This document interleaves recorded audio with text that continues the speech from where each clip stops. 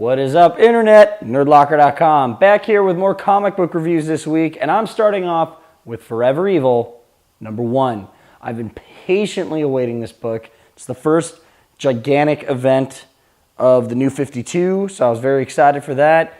And if you read Trinity War, the fallout of that is leading into this.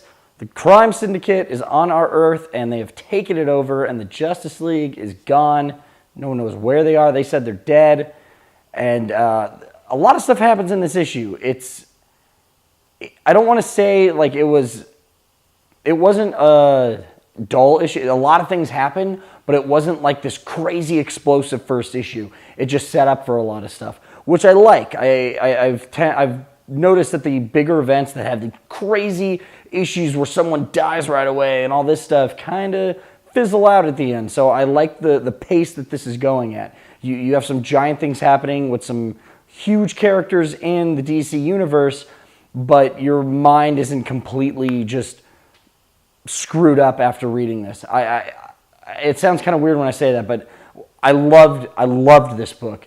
The big thing that does happen with a fan favorite character, I think there's going to be crazy ramifications coming from this. I'll tell you, it's Nightwing. I'm not going to tell you what happens. You have to read this book. I can't wait to see what else they do with this. I'm giving it 5 out of 5 Nerd Skulls. Everyone pick up Forever Evil. All right, guys, so I got to do a lot of awesome books this week. First one I'm going to start off with is The Star Wars #1. It is, if you're not familiar with it, it's pretty much George Lucas's original concept from 1974. His first draft is like first inklings of a crazy galactic war saga. Essentially, it became Star Wars. He changed it up, blah, blah, blah, played with the story, obviously made the masterpiece we know now, or half masterpiece we know now.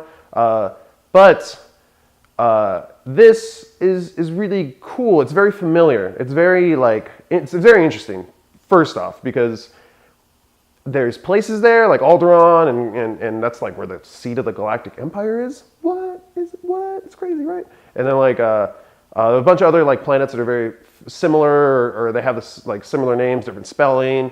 Most of the characters are very similar, and their names are just a little bit spelled differently or whatever.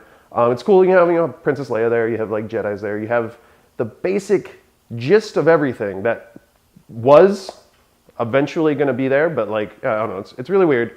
I'm really excited to see where this goes, though, and I can't wait for some Chewie hand action, because I know they're there somewhere, but I haven't found them yet. So get in there. Anyways, it's really, really awesome. It's really cool to see all the different designs on everything, and Mike Mayhew art in this is perfect for it. It gives it a sense of like you're watching one of those old serials that it was totally based off of.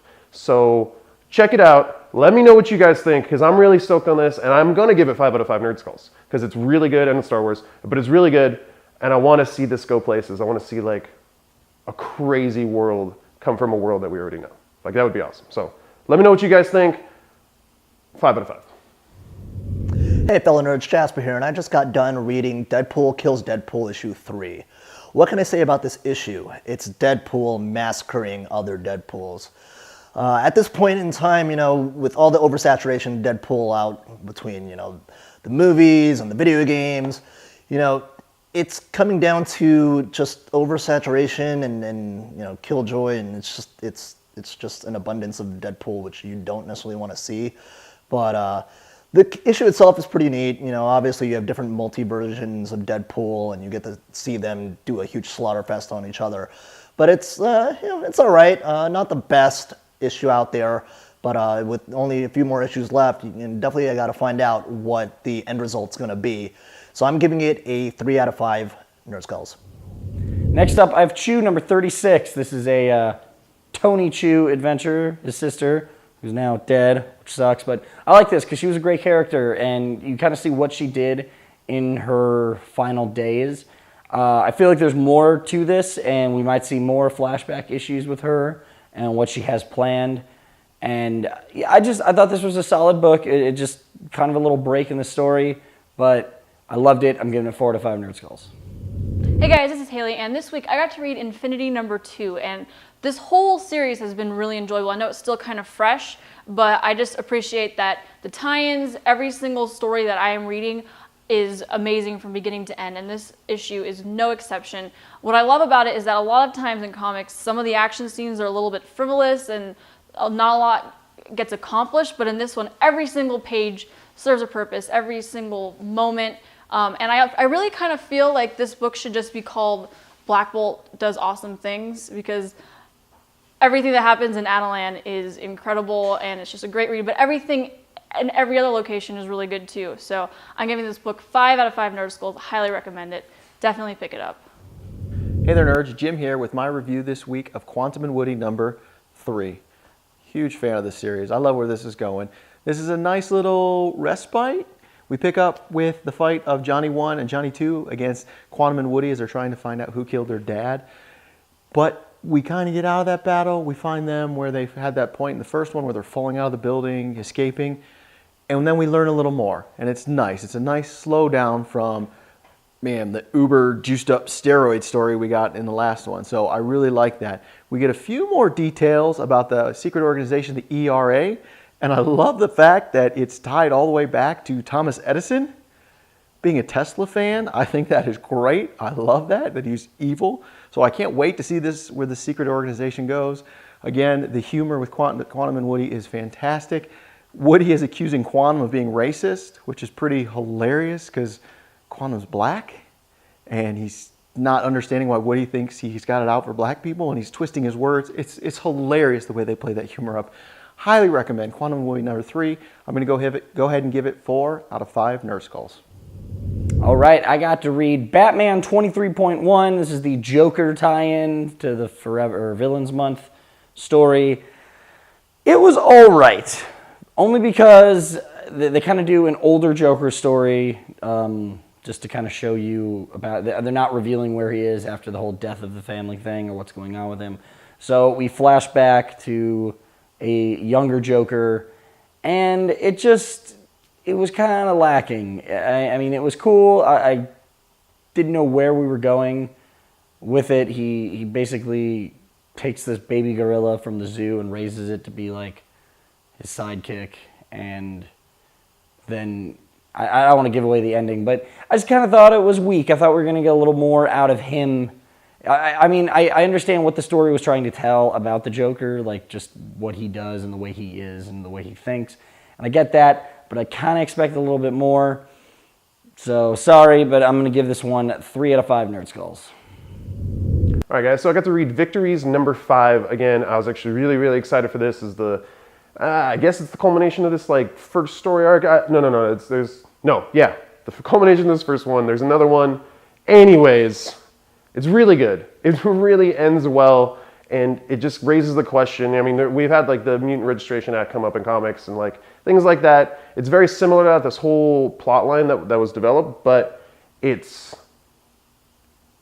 grittier, which is cool, obviously. And this whole book has been completely just like real and visceral and a lot of like violence. But it not only like deals with these heroes who are trying to be like, okay, well, we're going to help everyone out. We're causing more harm than we're trying to help, so we're going to do this. But then you start seeing all the pieces kind of like unfold. We've kind of already seen them. This is where it really happens, and like the next issue starts a whole new thing, that like the next phase of it, which I can't wait. I mean, all these heroes are in internment camps. There's like 1 or 2 that are out and doing things, but you don't really know where they're at. So I'm super excited to see where this goes. It gets really dark in the middle of it. Well, not in the middle, it's actually through like most of it. Dealing with just one character in particular, like huge depression issues, which is, I mean, it's not cool, but it's very awesome to see someone deal with it, like in a comic. And, you know, these feelings we've all had. Everyone's been in that position where they just want to like lay down and die. But this chick's actually going through stuff that like, yeah, that doesn't sound like a bad idea. Anyways, check it out. Character work in this book is awesome. I love how everyone's different and unique, and they have their own voice, and it just comes off really, really well. I love this book a lot, I think is a good way to say it, so I'm going to give it 4 out of 5 Nerd Skulls. I got to read X-Men Battle of the Atom number 1, and I have some positive and negative feelings about this book. On the positive aspect, I haven't been up to date with X-Men at all lately, and you don't need to know what's going on. They do a really great job of explaining where the story stands. So if you haven't been following it, that shouldn't be an issue at all. On the negative, I feel like this particular issue had a little bit of trouble gaining its footing. Like, I almost halfway through was kind of wondering where this story was going. There's just kind of a lot of random happenstances, but the end shows a lot of promise for the future of this series.